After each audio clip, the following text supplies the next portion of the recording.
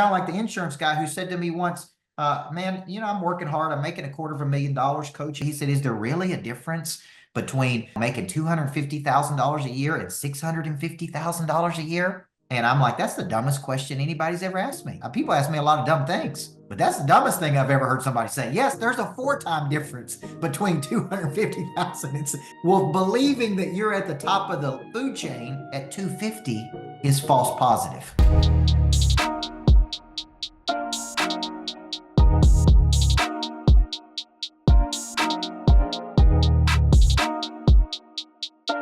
Every day at your current role is an interview for your next role. How many of you believe that? And at the end of those little workshops, they would pass out comment cards and they would score me. And I started to get good scores for that company. And they called me one day and they said, we're going to take you out of the minor leagues and put you in the major leagues. And I went from Florence, Alabama to New York City. I went from 4 people in Florence to 400 people in New York City and 800 people in Atlanta, Georgia. And, but every day at my current role was an interview for my next role. People are always watching. They're always critiquing. They're always evaluating. They're always making a decision if you got what it takes to go to the next level. And that was a great learning experience for me. And no offense to the people in Alabama. I like Alabama. Okay. I grew up in a small town in Tennessee, so I get it. Okay, so let's get started here tonight. You are in a 4-week series with me that I'm doing completely for free as my way to give back and pour into people. The title of this 4-week series is going to be the How to Go Pro, the top 5 habits of the top 1% of performers. I'm going to go all the way back to when I was introduced to habits, really at 18 years old. I went to a coaching clinic. I was a elementary basketball coach at that time, and I went to a coaching clinic with a great coach named Don Meyer, who was the head coach at David Lipscomb University. And it was a free coaching clinic. There's about 800 coaches there, and I went in. I was a freshman in college, and I was already coaching basketball. And I went in, and Don Meyer said, if you don't read another book this year, go straight to the bookstore when we're finished and pick up The 7 Habits of Highly Effective People by Dr. Stephen Covey. And he said, while you're there, make sure you get a copy of First Things First as well. Now, at that time, I had never read a self-help book. They did not teach self-help or personal development at the small school that I went to in Woodbury, Tennessee. And this was new for me. But if my mentor told me to do it, I did it. And so I went and bought that book called The 7 Habits of Highly Effective People. How many of you read that book, by the way? It's probably sold 40 million copies. Just look at all the people. And I made a simple decision that if I'm going to be a basketball coach, number one, I'm going to learn these habits and I'm going to master these habits. And if these are the habits, Christopher Burge, of the most successful people in the world, I'm going to master these 7 habits. Okay. This is just something as a 7-year-old, as an 18-year-old kid that I go, I'm going to master this. And then I'm going to teach it to my players because I'm looking for some kind of competitive advantage. Okay. I'm going to learn it. I'm going to read it. Okay. I'm going to internalize it. How do you internalize something? You teach it to other people. You live it. You don't just read it. You read it, you internalize it, you synthesize it, you deconstruct it, and you teach it. So I go, man, I am going to teach these 7 habits to my high school basketball players. And so as soon as these players come in, Moshita Pettis was one of them. She's coming into the Zoom right now. She'll be able to tell you. As soon as she came in as a 14-year-old, from the very first day, I was teaching the 7 habits of highly effective people to 14-year-olds. I fell in love with these habits and I go, okay, if we could just learn these habits of very effective people, then this is going to give us an advantage because games are not always won through talent. Many times they're won through what's called intangibles. And intangibles are things you can't measure. How do you measure prey drive? How do you measure emotional toughness? How do you measure grit and resilience?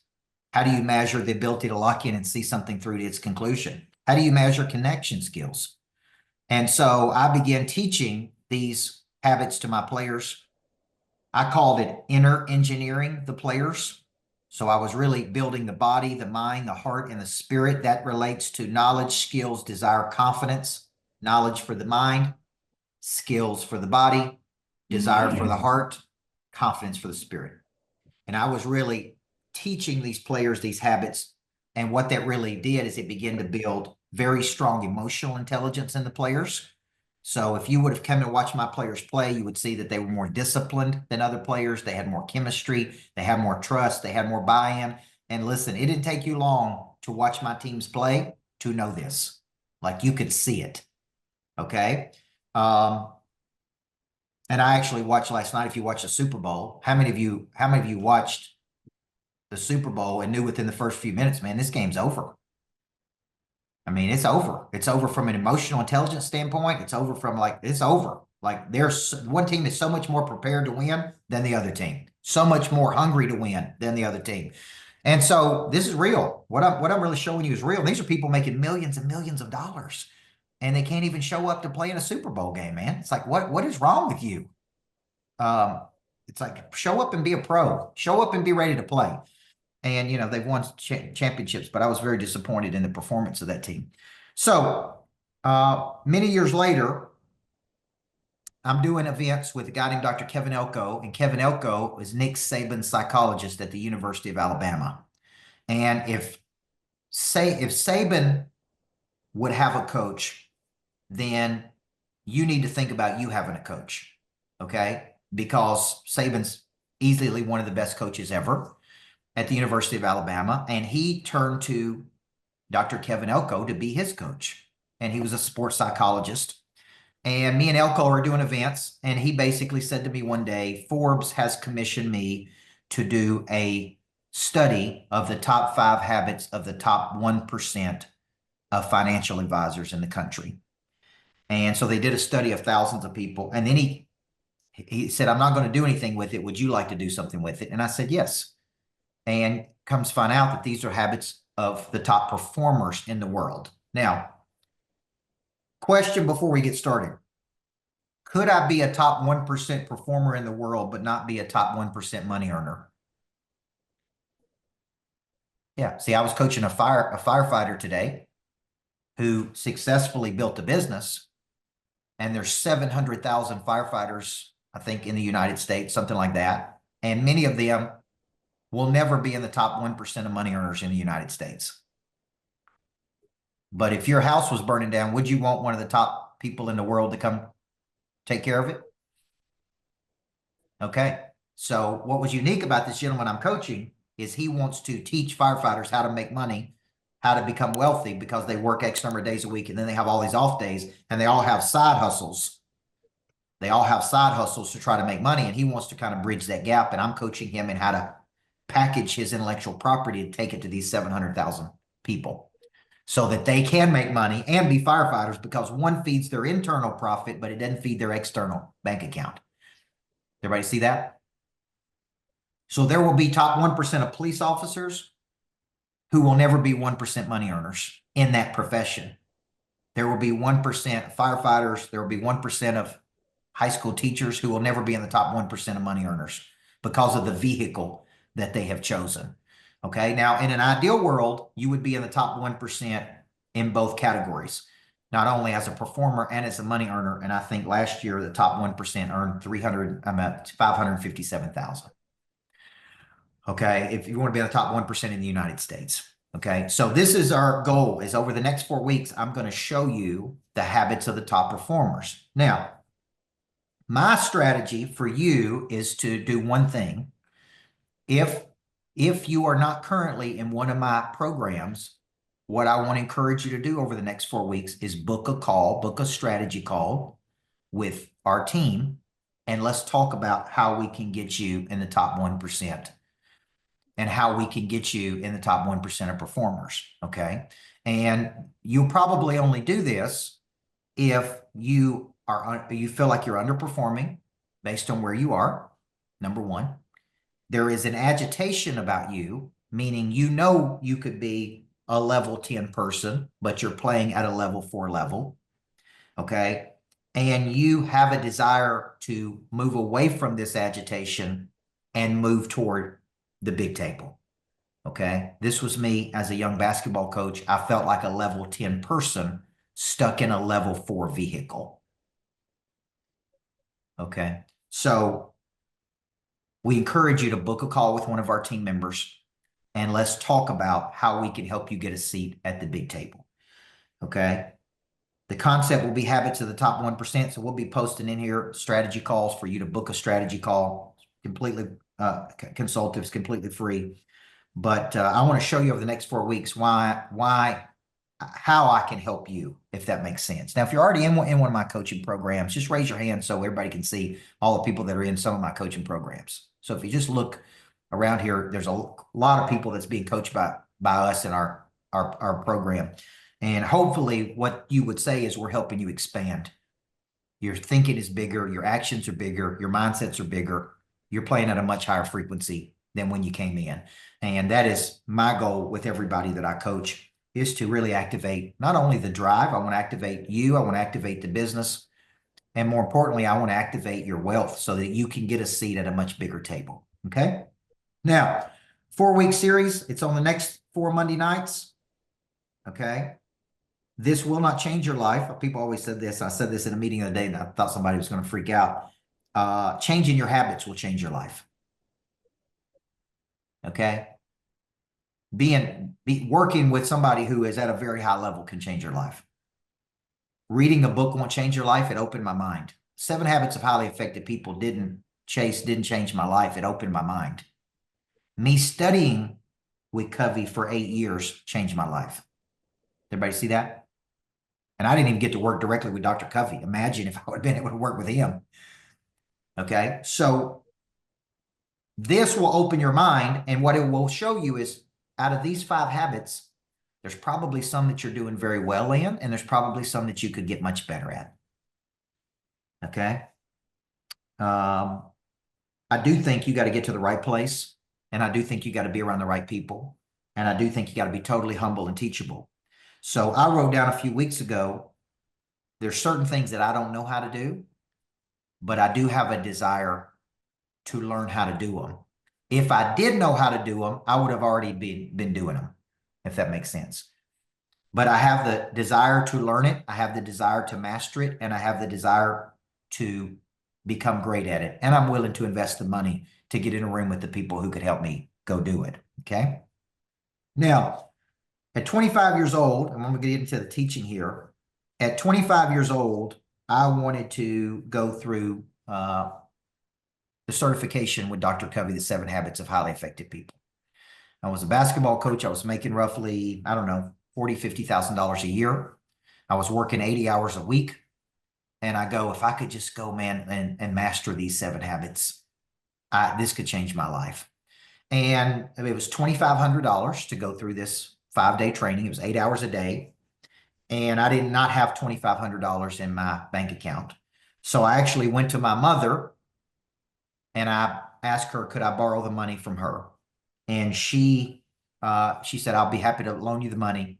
And I paid her back $50 a month until I paid the full $2,500 back. Thank goodness she didn't ask me for any interest, but it was $2,500 and I paid her back the $2,500. And I went to these 5 days of learning these 7 habits. Now, Billy Klein, the first thing I noticed when I got there is that they give you the book, they give you all these things, and the person to my right, Bruce, and the person to my left, I said, man, you like the 7 habits? And here's what they said. I haven't even read the book yet. And I said, well, hold on a second. You're here at the certification. You're trying to master this, but you haven't read the book. And they said, no, my company paid for me to come and do it. And, I haven't even read the 7 Habits book yet. Now, Emily, when I went to that training, I had already spent 8 years studying Covey. I used to watch his videos for 4 hours a day on Sunday. Elijah, I used to make my best friend come over after church on Sundays and watch 4 hours of Stephen Covey videos. Hey, wasn't that a good friend? And my buddy would say, why are we watching these videos, for God's sakes? Can't we watch an NBA game? I said, no. Watching the NBA game ain't going to help you make any money. Watching the NBA game ain't going to make you any better. Watching the NBA game ain't going to improve your skills. We're watching these freaking Stephen Covey videos. And we literally put them in the VHS. And for 4 hours, I would watch these Stephen Covey videos on Sunday with my best friend on the couch on a Sunday afternoon. So when people showed up to the training and hadn't even read the book, what do you think that showed me about them? This is amateur hour, man. You're not going to learn this in 5 days. You haven't even read the book. You don't even know what the 7 habits are. And so many times when you hear me say, it is time that we leave our amateur desires behind and we make a simple decision to go pro, that means we are literally going, I'm not an amateur anymore. I want to make the pro money. And to make the pro money, I need to go pro. And I got to leave these amateur desires behind. I don't feel like reading. I don't feel like doing this. I don't feel like doing that. I don't, right? And it's like, I got to change this attitudinal problem that I have. And then I got to go get my skills where they need to be. Because there's really only 2 problems at the end of the day I see in people. One is attitudinal, meaning they got a bad attitude towards something. The second one is really skill. You just don't have the skills. And if you've heard me say it once, Steve Miller, you've heard me say it a million times. The people who earn over $1 million a year personally have incredible skills. And that is my goal for every person I coach is now some of you are going to say, oh no, he's not talking to me because I could never make $1 million a year. Like he must be talking to other people or somebody else. See, you don't even believe that you could do it. So I speak around the country and I'm like, this group is not even at a position to even believe that they could get better. They're just sitting here looking at me like want me to entertain them. They're not really here because they want to go pro. The person that wants to go pro, like, is like, I'm here to get better. I'm here to learn. So it's really, when I say you got to leave your amateur desires behind and make a decision to go pro, I'm really saying you got to change and you got to kind of shed the old you and move to a new you. And these are decisions that you got to make. Okay. I am deciding tonight that I'm going to leave my amateur desires behind and I'm going to go pro. And if I'm going to have a self-awareness of where I'm very good and where I'm very bad. See, I'm doing this workshop on how to build teams on Wednesday. And Chuck, I think Chuck's in, where you at, Chuck, Oklahoma? I think I met you in Oklahoma. See how good a memory I got? Okay. Now, here's what I wrote. Here's what I wrote down today. Man, I used to be one hell of a basketball coach. Listen to this, Brandon Thelt, but this was 17 years ago when I was a basketball coach. Things have changed in 17 years, yes or no? Truth is, if I was as tough on the kids as I was 17 years ago, I'd be in federal prison, right? Because there's no way you could be as tough on these kids today as I was 17 years ago. See, well, here's what a lot of us do. Moshida's laughing because she was one of my players. And here's my point. This is a skill you got to learn year over year over year over year. It's like, it ain't just say, I used to be great. How many of y'all have I heard people say that? Man, I used to be a great football player. I used to be great at this. I used to be really good at this. Man, I was a great leader back in the 80s and 90s. And it's like, but I'm just average today. And you got to come to this realization. Like, I used to be great at certain things, but man, I ain't as good as I used to be at these things because I quit practicing these things. Right? If Steve Miller was a principal 4 or 5 years ago and he's been out of it 4 or 5 years, he could go back and do it, but he would have to continue to refine his skills to be that good today that he used to be. Does everybody see that? So all self-improvement starts with self-awareness. And until you have a very high self-awareness, then you don't make these decisions. Some of you are playing at an amateur level and you don't even know it. You don't even know you're playing at amateur level. You're just clicking along. It's kind of like the insurance guy who said to me once, man, I'm working hard. I'm making $250,000, coach. And he said to me, he said, is there really a difference between, making $250,000 a year and $650,000 a year? And I'm like, that's the dumbest question anybody's ever asked me. And there's people ask me a lot of dumb things, but that's the dumbest thing I've ever heard somebody say. Yes, there's a 4-time difference between 250,000. How many of you think your life would be a lot better at 650,000 than it would at 250,000? Okay. Well, believing that you're at the top of the food chain at 250 is false positive. It's like you're living in fairy tale world, man. But in his mind, Deb Carlin, he was at the top. Does that make sense? I'm as good as it gets. Okay. So this concept of making a simple decision, the word decide means to kill something off. And the word passion means to sacrifice. It means I'm willing to sacrifice something to get to the next level. Now that may be get up earlier, that may be, work harder, that may be make more calls, that may be do whatever it takes, because you will find that the habit of the top 1% is when they set their mind to something, they lock in and they see it through to its conclusion. Okay. Now, I want you to ask yourself a real simple question right now. And if you're taking notes, I want you to write these down. If we're looking at all 4 parts of your nature, and be brutally honest with yourself, and there are 4 parts of your nature. There's a physical part, that's the body. That represents skill. Okay. There's a mental part, and that represents knowledge.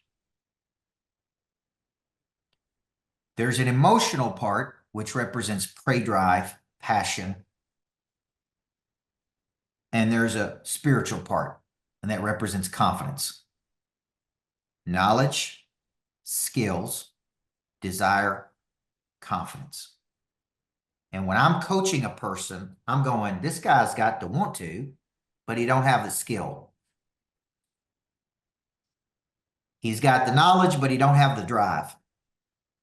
He's got the drive, but he don't have the knowledge. Or I go, this person has the knowledge, but they don't have the confidence.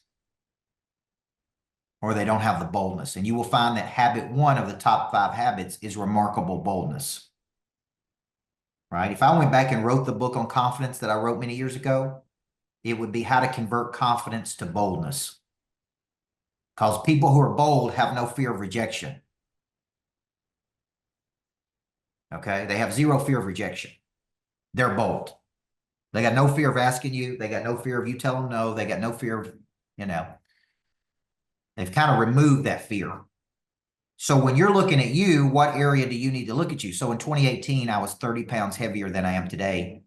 And I was not confident in my body. And I got on a nutrition plan. I lost 30 pounds. And then I hired a former MMA fighter to live with me for a year. You ever heard, where what's his name talks about living with a SEAL for 30 days? He lived with the Navy SEAL for 30 days. Well, I lived with an MMA fighter for 1 year. Okay. He went everywhere I went. He worked me out when I didn't want to work out. He pushed me when I didn't want to be pushed. He wouldn't let me listen to my feelings. I would say, man, I don't feel like working out right now. It's 6 o'clock in the morning or it's 10 o'clock at night. And he would say, I don't care how you feel. You hired me to get you in better shape. And that is what I'm doing. So check your feelings at the door and let's go. Now, do you know what? I didn't have that habit, Kyle Russell. I would work out. I just wouldn't work out like that. Everybody with me? Could I go to the gym every day? Because I go to a boxing gym, and many of the people that I see in the boxing gym are in the exact same shape they were a year ago. Could I literally go to the gym every day and still be in the same shape a year later? Yes or no? Y'all see people go to the gym and the same a year later? Okay. So something hasn't changed. I haven't changed my diet. I haven't changed my habits.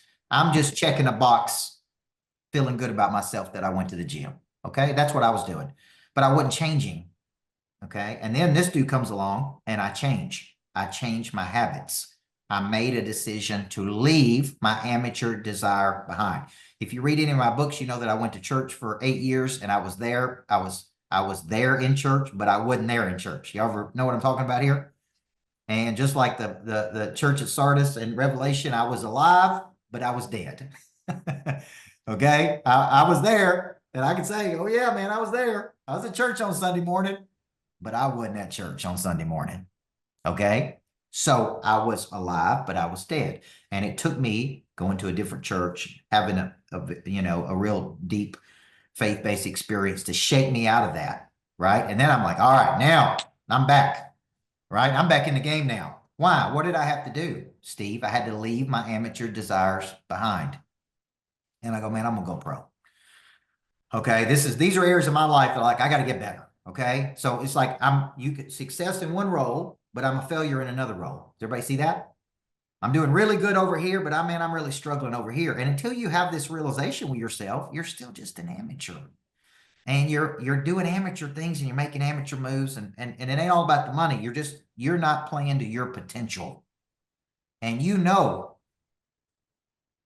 there's a woman we're trying to get into our coaching program. And the first thing she said to me is, I'm 72 years old and I'm all over the place. I said, ma'am, I've coached 82-year-olds. I've coached 85-year-olds. I've coached people. I coached the number one songwriter in Nashville at 82 years old. Had more number ones than any other person. And he came to me at 82 years old and said, I got another good swing in me, man. Will you coach me? I still got potential at 82. Okay. And then I've seen people at 82 that, they're out of gas. Yes or no? And then I see people at 82 going, put me in, man. I'm ready to go pro. I'm just getting warmed up here. Okay. So you got to make your mind. The first thing we got to do is we got to kind of step back and we got to kind of got to get real with ourselves and go, man, I'm an amateur here. I got amateur habits. I make amateur moves. I don't even know what it's like. How many of you have ever worked around a pro? How many of you ever been in the presence of a real pro before? Okay. And you really observed, how does a pro work? How do they talk? What intensity level do they go at? How do they show up every day? How do they handle adversity? How do they handle extreme pressure? Like observation. Like you really just observed. You sit back and you observed. This is one of the number one ways I learn. I just sit back and I observe and I'm watching and I'm like, man, that dude's a pro. Shows up consistent every day, fights through his feelings, does not get wavered, doesn't lose his composure. He's a pro, man. Okay. That is what a pro looks like.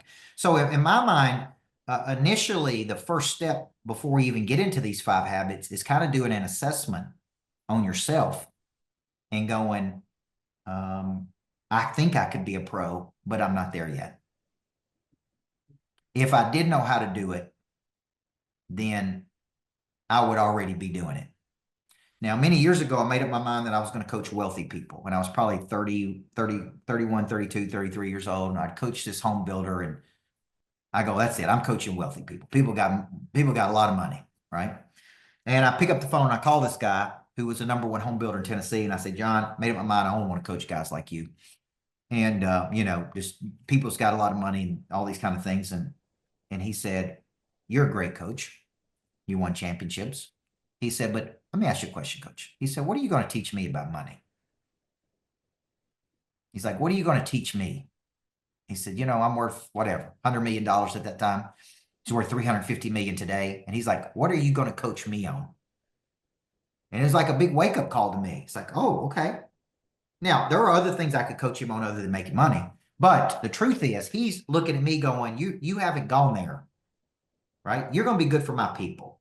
I'm going to put you with my people and they're going to love you. And you're going to coach them up, but you don't need to be coaching me, right? And it's like, until he said that to me, I'm like, oh, okay, I get it. What I need is a demonstrated capacity of something. So when you step back and you ask this question, what are areas of my life that I am amateur at? And if I knew how to do something, I would have already be doing it. The first step is to get to the right place, to people who are doing it, and to get in the room with the right people and say, that, how do I do this? I don't know how to do it, but I have a deep desire to learn it. I got a deep intrinsic motivation. So the question becomes, how do you acquire these habits? Okay. You've got to have a desire to learn and be totally humble, like beginner's mind. Okay. I'm talking to Jeremy Miner the other day, and I said, why don't people move forward with things when it's to their best benefit? Listen to what he told me, Brendan. It shocked me when he said this. He said 80% of people have an inferiority complex. 80%. They don't believe they can do it. He said they come and they listen to you and they know you could help them, but they actually do not believe that they'll ever go do anything with what you teach them. 80% have this inferiority complex. I thought, this is crazy. 80%? Then he said 20% of the people have a superiority complex. They actually believe they can do it without the help of another person. Isn't that interesting, Eric? 80% don't believe they can do it, but they'll learn it. They'll read about it. They'll go to workshops on it. But deep within their heart, they don't believe they could do it. Now, Josh Shoulders, this was me, 25 years old. Here was my self-talk. I'll be a good coach, but man, I'll never be a championship coach because they've never won a championship at this school. Everybody hear that self-talk?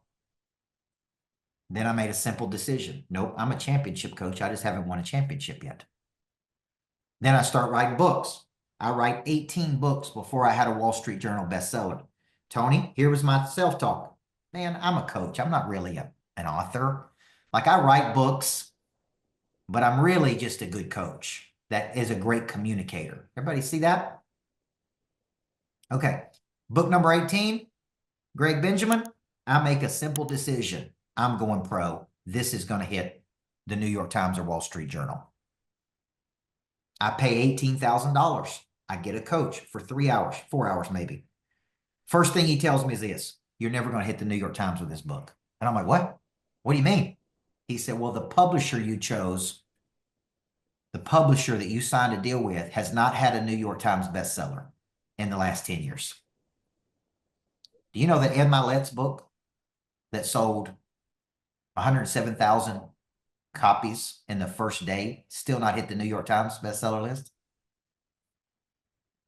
He chose a publisher, Wiley, that has not had a New York Times bestseller in the last 10 years.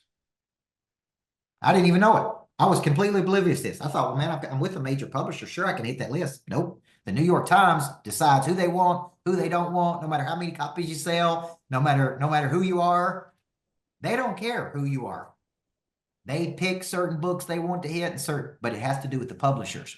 Well, see, that was information I didn't even know until I paid the 18 grand.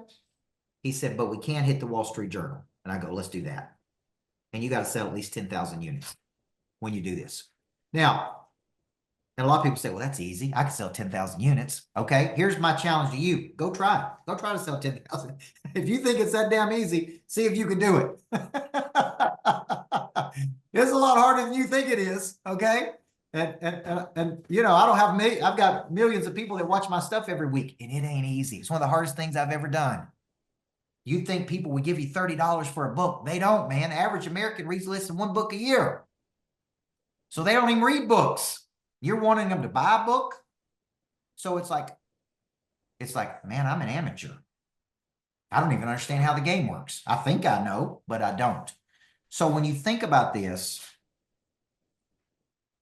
the first step is this self-awareness. And so it's like, I have these habits. Some are good, some are bad. The habit of consistency, the habit of follow through, the habit of doing what you said you were going to do, the habit of doing things you don't feel like doing. It's like, here's how you learn these habits. I'm going to learn, synthesize, internalize, and do it. I'm going to go grab information. I'm going to synthesize that information. I'm going to internalize that information, and I'm going to do it repeatedly, over and over and over and over and over. Okay. And when I do it over and over and over, guess what it's going to become? Muscle memory. How many of you played sports and you understand what muscle memory is? Muscle memory is where you've done it so many times that you could do it in your sleep. It is like, I used to have my basketball players shoot 300 shots, 500 shots after practice. And this is after practice. And they would just, man, they hated it. But then I had one player who would come in on Sunday by herself.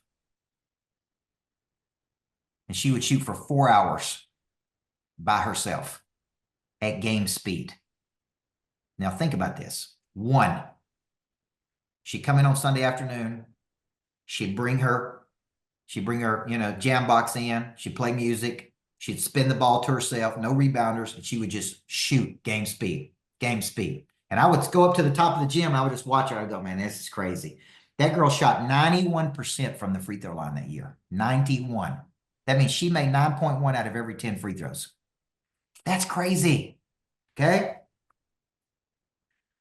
Her name was Melissa Wadley. Most of you remembers her. And I'll be like, now that's habits. This is building a habit. This is muscle memory. Okay. Some of you have not had enough reps to build muscle memory. So if I were tracking you today and I go, how many calls did you make today? How many people did you talk to today? How many ideas did you present to people today? Like you don't have the habit of even doing it enough to even have the muscle memory to even know how to do it at the big level. I'm talking thousands of reps. When you come see me speak and you go, oh yeah, man, that's easy. I could do that. Man, people say you don't even flinch. You know exactly what you're going to say. Why? Thousands of reps. I don't have to think about what I'm going to say. I've already said it over and over and over and over and over. Okay? So for you, it's like, I'm going to learn, synthesize, internalize, and I'm going to do it repeatedly. Okay? Now, Jana Creel is on my team. She's on here. How many hours of my content did you watch a day, Jana, when you were going through my content? You want to figure out, some of y'all want to figure out how to come work for me? That's what y'all asked me. How do I come work with you? Jana works with me now, but she started off as a student. How many hours of content did you study? Average 6 to 8. I had it on all day, whether I was working, driving, sleeping. I mean, I was unhealthy, obsessed. But his content struck something with me, and yeah, I just absorbed all of it, and I still do. So we train every morning. My team trains every morning in the online academy. I train in my own online academy. What does that tell you? And that little dude on there never gets tired. He just shows up every day and just keeps on going. Now, so this morning, Matt Irvin, I was studying Prey Drive this morning. Okay, I wrote the book on Prey Drive, right? I wrote that book in 2022. It's 2025. I know that word. I know it inside and out. This morning, guess what I was training in? I'm like, man, I need some more Prey Drive today.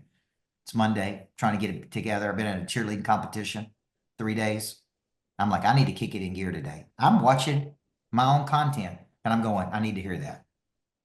I'm training. Military trains every day. World-class athletes train every day. Olympians train every day. You're telling me you want to make more money and you're in sales. How much do you train? How much do you role play? How much do you test? How much do you simulate? What if I told you my 12-year-old daughter trains harder than most adults do as it relates to training? They practice 3 times a day when they were at the national tournament this weekend. 3 times a day with coaches, with simulation, with adversity thrown at them. They're crying, they're breaking down, they're yelling at each other. That's what happens under pressure and under stress when you really want to win. Everybody see that?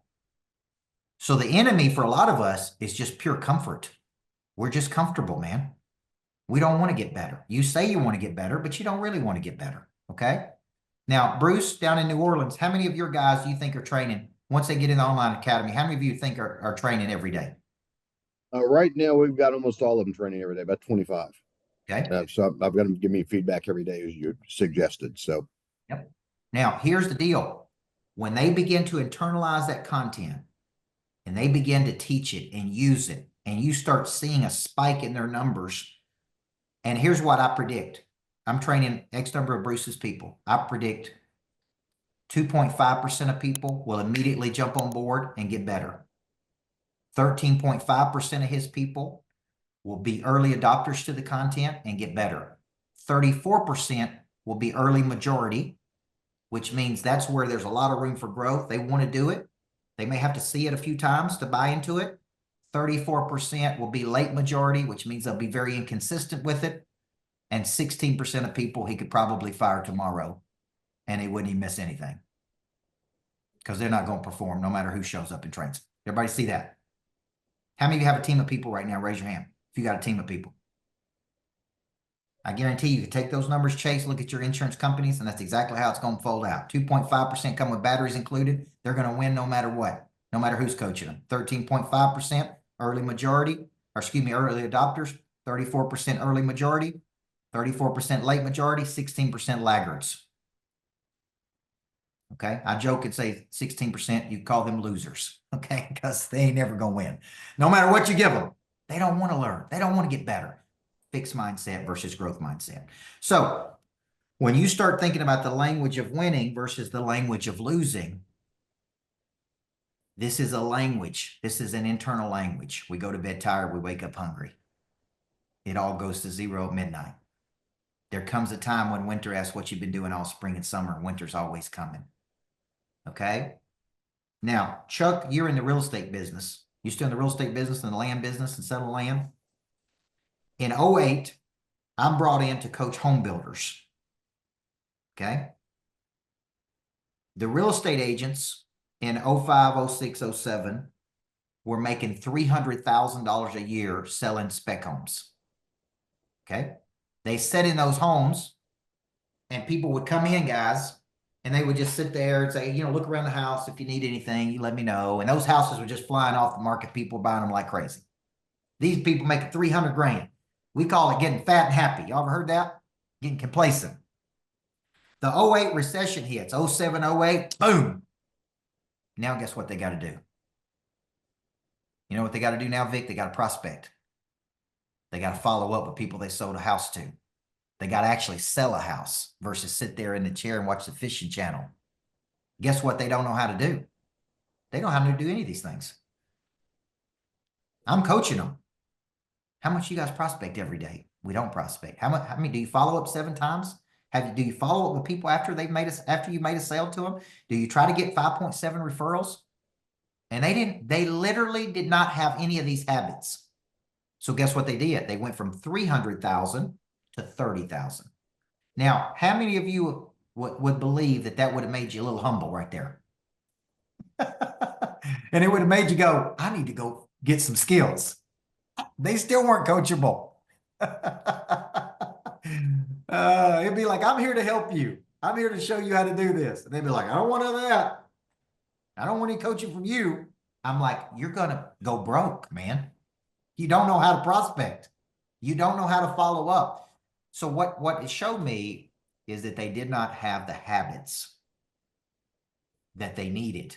How many of y'all think you need to prospect when you're making money, just like when you ain't making money? How many of you believe that? How many of you believe you need to prospect every day? How many of you believe you need to follow up 7 to 15 times every day? How many of you believe you need to engage with customers after you make the sale? How many of you believe these are habits that you need to do every single day, no matter if it's good or bad? No matter if you're in good times or bad times. No matter if you're in good economies or bad economies. No matter if you got a Republican president or a Democratic president. Everybody see that? These are habits that you do every day. So my chief revenue officer was asking me, he's like, Coach, man, how many people do you talk to a day? And I said a minimum of 22. Minimum of 22 touches a day. Every day, right? From the time I get in my car to the time I'm touching, videoing, following up, banging on somebody, trying to get somebody to take action, voice texting, you know, in between cheerleading competition on Saturday, I'm walking around talking to people, voice texting people, following up with people, videoing people. You see where I'm going? You know why, Steve Miller? Because I don't know how not to do that.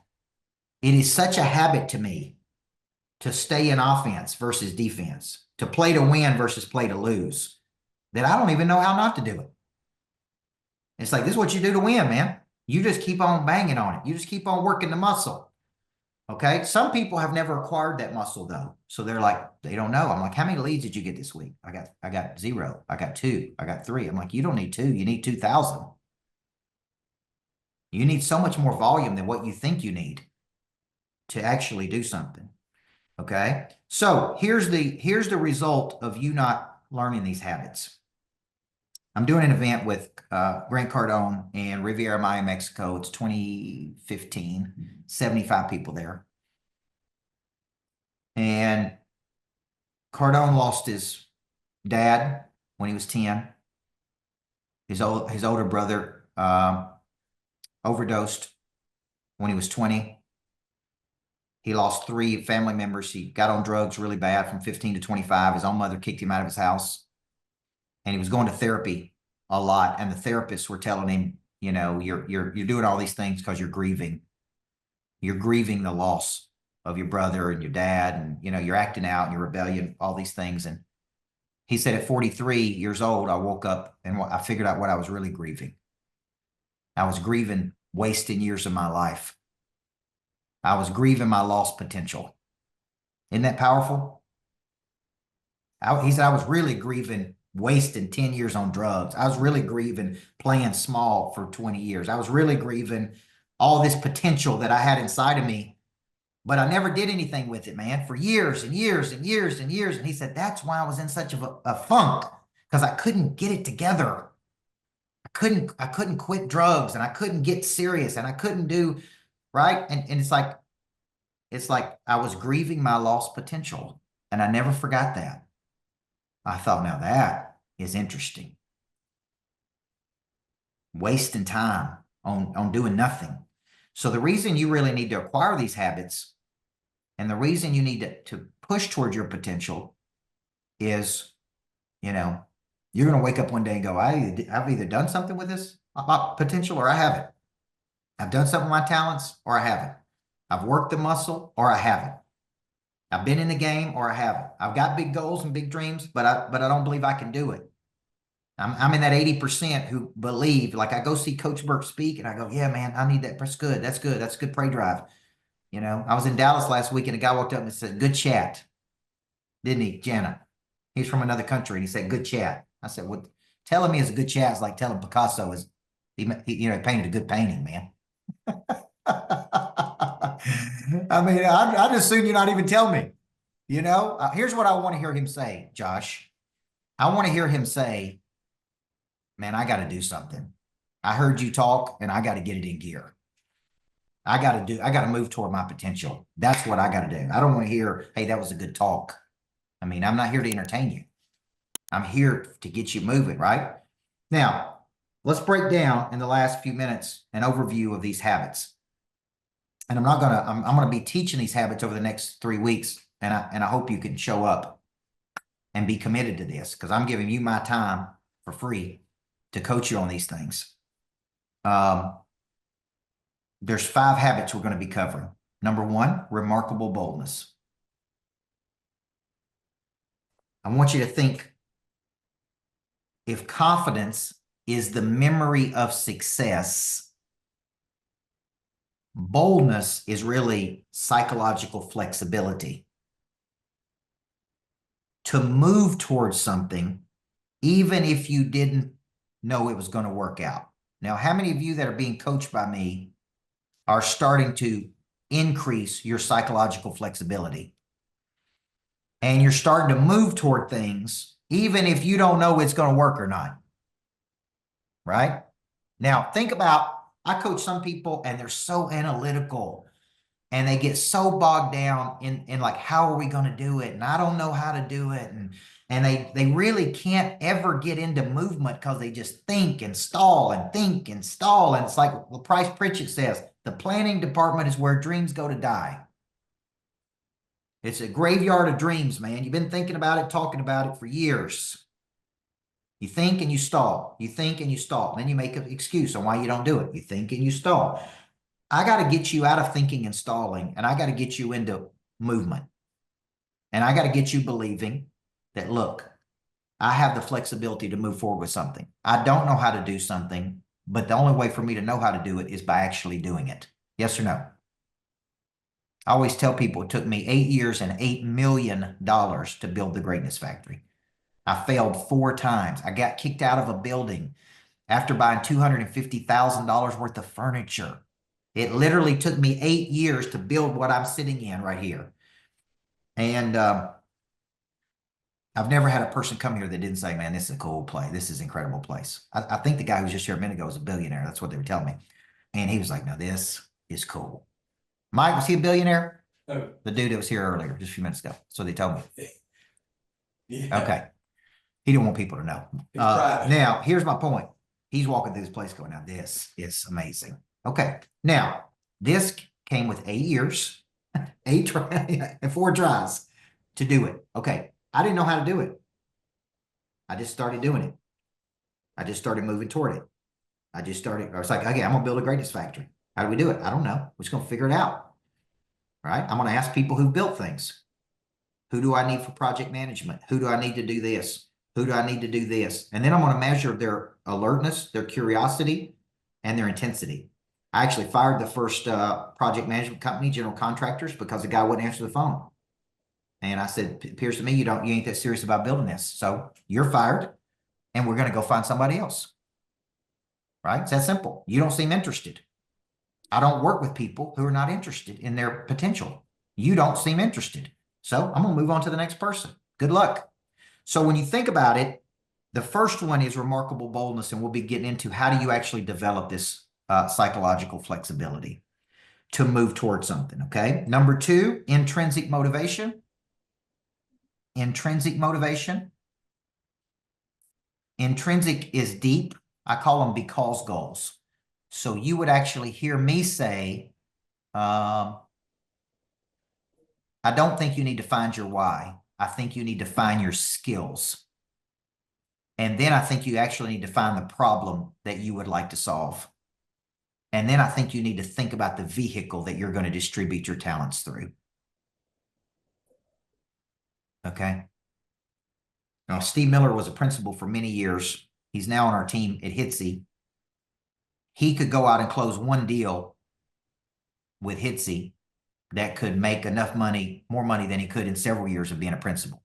Is that safe to say? Yes or no, Steve? Okay.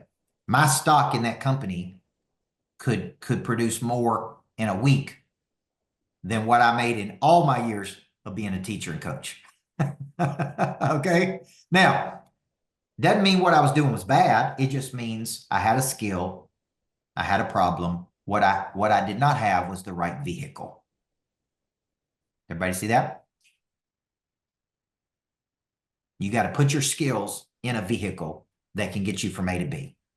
Very important, because some of you are going to hit your head against the wall for a number of years, and then you're going to wake up and you're going to go, man, I can't get to where I'm trying to get to in this vehicle. I need a vehicle that can go, that can scale, that can run, that can move. Like I need to be putting my talents in a vehicle that's got a V8 versus a V4. This is the problem with so many people. Okay. And I wrote a book on this that everybody should get called 8-Figure Skills Stuck in 6-Figure Vehicles. Okay. You may have 7-figure skills stuck in 5-figure vehicles. Okay. Which was me as a young basketball coach. So when you think about it, number 2 is we're going to study what deep because goals are. And the reason you need to know your because goals is because your feelings are going to lead you wrong many times. I prospect every day because I believe objects at rest stay at rest unless acted on by an outside force. I follow up 7 touches because studies show that it takes 7 to 15 touches 80% of the time. Right? I engage with people because we need to really know your because goals. Okay? I want to be a good dad to my kids because my dad wasn't a great dad when I was growing up. See how deep that is? That's deep and intrinsic. It's not external. Okay? There's big, it's what I call steam in the engine. Okay? I got to find that steam in the engine in you for you to be in the top 1%. Number 3, connection. Connection. And that is awareness of others and how you make other people feel. Okay? When I'm with you, I feel better about me. And I always teach people, go where you feel celebrated not tolerated. When you present an idea to another person, you're going to feel rejected, celebrated, or tolerated. Would you all agree?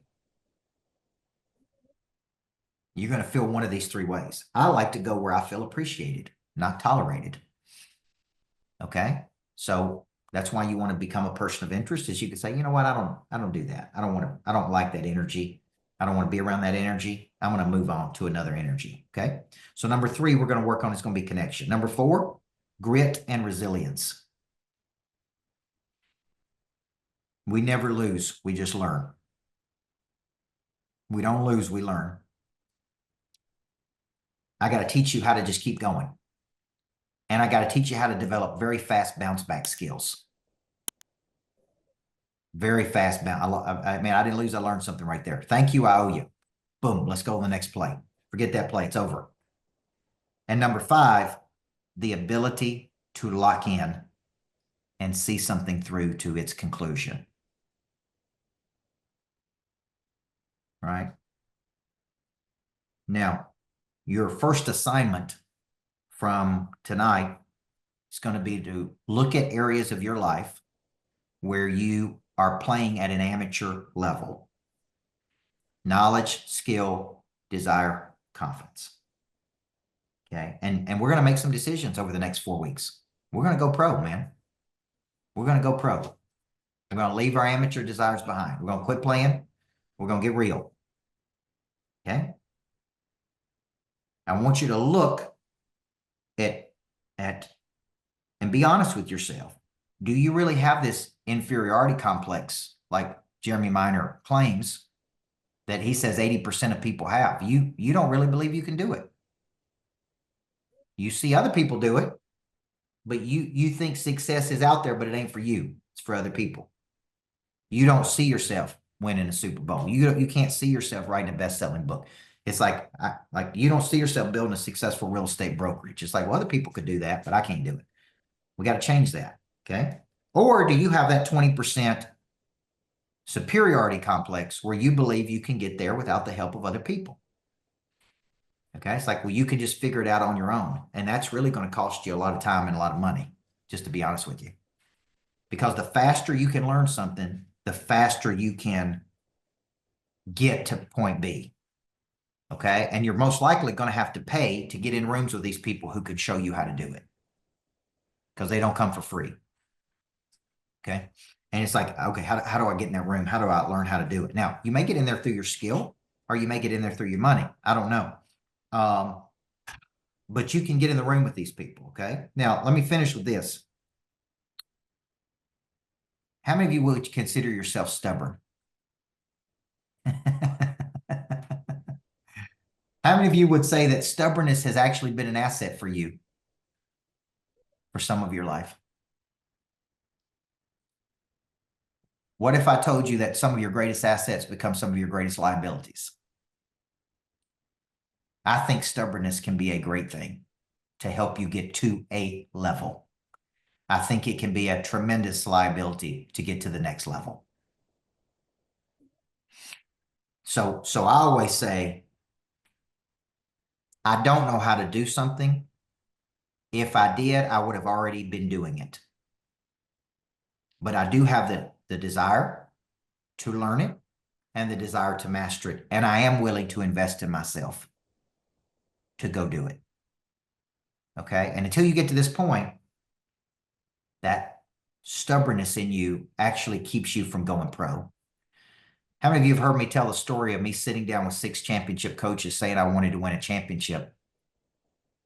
And the very first coach looked at me and he goes, "No, you don't." He's like, "Come on, man. Jenny," he said, quit lying to yourself, because you don't want to win a championship." And I go, no, I really do. And I thought I did. He goes, "No, you don't. You don't play tough enough teams. Your teams are not battle tested. They don't know how to win big games. Everybody tells you how great you are, and you believe them." He said, "Man, your teams ain't tough enough to win, and that's your fault." And I mean, I sit there like, whoa, gosh, man, you didn't have to be so mean to me. That's how I was thinking at 30 years old, 29 years old, man. You got to be so mean to me when you deliver this, man. He said, do you want to win a championship or not? I said, yes, sir. And he said, here's what you need to do. Drop all the weak teams you play the best teams. And this is going to toughen your team up. You're going to lose, which some you don't want to do as a coach. He said, you're going to lose some of these games, but then your teams are going to be battle tested. I never forgot those two words, battle tested. He said, then you're going to win a championship. So I did exactly what he said. I went back and I changed my schedule. And sure enough, the very next year we won a championship. Why? Because I was totally humble and teachable at that moment. For the other years, I was stubborn and hard-headed. I had to yield to somebody who really knew how to do this. So as we go through this series, you may have some revelations like, man, I'm playing at a good level, but I have such a bigger level to play at. And I am really playing on the amateur levels. I'm not playing in the pros. I'm playing at the amateur levels. This is a good thing because you're going to get frustrated and agitated. And then you're going to go, who could help me? Who could help me go to that next level? Because I'm here and I'm totally ready to take this thing to the next level. Okay. So over the course of the time, Jana will post the link to do a strategy call. Okay. And if you want to do a strategy call with our team and talk about your future, then we'd love to talk to you. We are in the business of activating the prey drive in people, activating the business, activating your wealth. And we call that getting a seat at the big table. Okay. And one thing you're going to find out about me is I'm consistent. I show up even when I don't feel like it. And I coach and I coach and I coach. And the people who are with me, there's no telling how much increase. I saw a guy on here, Stephen Matthews, said his business was up, what, 127%? And when he came to me, he told me he was ready to retire. He was about to retire. Now he's got 2 or 3 other businesses. Now he's acquiring businesses. What happened to him? The prey drive was activated. Still had gas in the tank. We taking him to the next level. Okay. So that's really what we want to do for you. So I would really encourage you, book a strategy call as we talk through what we can do. There's various levels, starting as low as $500 a month, all the way up to the big boys and the big girls. And let's get you in the game, man. Let's get you, because I wouldn't be doing my job if I didn't ask you to get in the game. I really wouldn't. Okay. Let me take a few questions here tonight. And then I'm getting hungry for dinner. I did a podcast tonight right in the middle of dinner. Elijah, what do you think about tonight? Where's the areas you want to go? I'm coaching Elijah. He's out of Cookeville, Tennessee. He's got a successful real estate brokerage and he wants to get better. He's been coached by some of the best people in the world. Elijah? Yep, Coach, look forward to seeing you tomorrow. Our vision is 700 to 1,000 well cared for, trained, and equipped team members. Okay. And we're looking to do that within the Tennessee area, probably heading East Tennessee from Cookeville. Yeah. Which of these areas tonight have really struck a chord with you on going Well, further? Okay. So when you said that you've kind of stayed in the smaller pool, you've not pulled up to play with the pros, I would say that kind of hit me. Yeah. I mean, we're good at what we do. We have been trained by some of the best, but still, that's easy in a small pond. Yeah. That's right. And it's easy. I'm so glad you said that because playing people at a national level and international level, it's like when I spoke at 10X. I mean, it's me and the best people in the world, man. Yeah. And I'm either going to get up there and hold my own or I'm going to get embarrassed. Right. Okay. And I'm going to get embarrassed in front of 10,000 people. Do you know how many times I practiced that presentation before I gave it? I mean, I'm talking like over and over and over and over. Like I'm talking hundreds and hundreds and hundreds of times. And then I, boom, hit it. And you know what I walked out of there with, Elijah? What? A boatload of confidence. Yeah. I can do this. Jim Kyle, I walked out and I go, I can do this, man. I can play with the big boys and the big girls. But greatness needs an event. That's why we have Super Bowls. That's why we have national championships. Greatness needs an event. All right, let's get 1 or 2 more, and then we'll let you guys get off here tonight. Anybody got a question that they'd like to ask or comment? Because next week we're going to get into remarkable boldness. We're going to go much deeper in that one. We're also going to go much deeper in how you find your because goals. Steve? Yeah, just setting up remarkable boldness real quick. I came in a little over a year ago into the program and, getting started and, things have really changed for me. It's really different. But, you mentioned a minute ago, I'm involved with the HITSE group and their level is professional and pro all the time. Like it's an unbelievable team. So to just be in the room, you have to have boldness to be in there. So number one, I appreciate that on your side, but number two, setting that up, going into next week with that, telling somebody that really needs to get started tomorrow or today or right now, what would you tell them real quick on remarkable boldness? I think, you were consistent in your follow-up with me. And because of that, you got a seat at a much bigger table. Yeah, no doubt. And your stock in that company, I think, you told me one day that you told your wife that, hey, man, just by being around Coach Burt and being in his ecosystem, I already made 300 or 400 grand just by being in the ecosystem. I think that's a pretty good relationship. Just by being around me, you pick up the extra 400 grand. I think that's good. But guess what? That's not to me. That's to you. You're the one that showed up. You're the one that was consistent, right? And how many times did Jana Creel test you? 47? She tested you to see what kind of toughness you had, man. And you did. You just kept fighting. You just kept showing up, man. It's like, all right, this dude's in the game. And that you showed the ability to lock in, Steve, and see something through to its conclusion. And now you're being rewarded with bigger opportunity because of it. That's the way I look at it. So I didn't do the work. You did the work. I was just a facilitator. Okay, Jenny, you look like you want to say something. Why don't you finish us off tonight? Jenny Cribbs? Like, is he calling on me? Yes, ma'am. I am calling on you. Hey, Coach. So just saw you in Irvine last weekend. That was amazing. We were talking about you today, actually, and I loved your recording today. I love listening to them. They're amazing. And yeah, you just inspire something in me to want to do better. And I'm really excited for learning over the next few weeks with you and just seeing where all that goes. Well, it only happens if there's a coach-player relationship and the player's got to do their part and the coach has got to do their part, right? And if you show up and go, I'm ready, man, put me in. That doesn't mean it's going to be pleasant. I'm going to push you and I'm going to challenge you to really get in there and find that prey drive and go, I deserve to be at the big boy and the big girl table. And that's really what a coach is supposed to do, guys. So I thought we had a good night tonight. Thank you guys for showing up. We'll be doing this over the next 3 weeks. We did mention HITSE. I am on the board of directors of that company, publicly traded company. You can buy stock in that company under HITC. I got in at 6 cents. It was 37 cents today. So, $100,000 investment would be, 6 times 600,000. So I'd say call it a pretty good investment. So when you think about the things we're going to be talking about, the main thing is we're going to get you thinking bigger, playing at a bigger level.